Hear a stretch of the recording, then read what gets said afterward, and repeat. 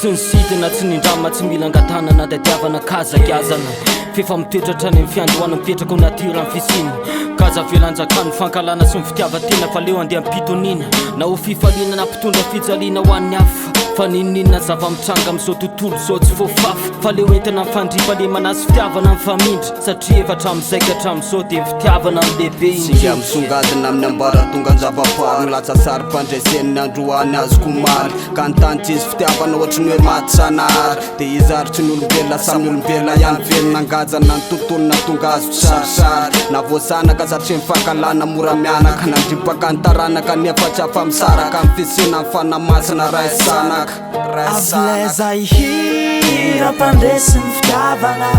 andavana ny aliky ny fankalana efa tia milavirany tsy fanjariana nefa tsy sezina tsy horesiny fahazavana fa efa hatramin'izay ka hatramin'izao bwebwebwebwebwe fitiavana ho mandrakizay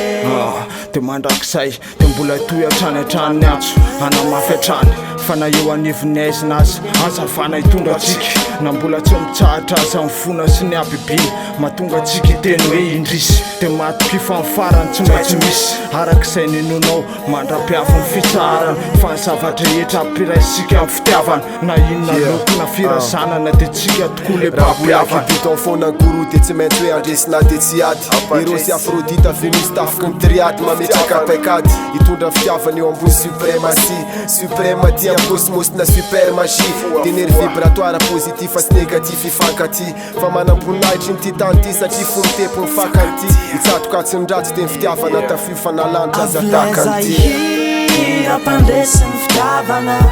andavana ny aliky ny fankalana efa tia milavirany tsy fanjariana nefa tsy sezina tsy horesiny fahazavana fa efa hatramin'izay ka hatramin'izao bwebwebwebwebwe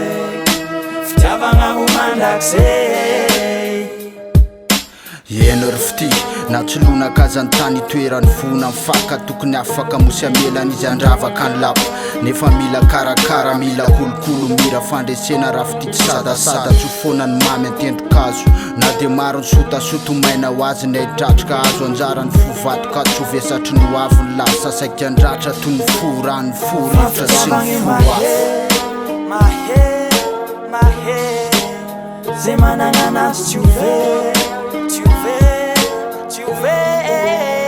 Avleza ihira mpandresiny fitiavana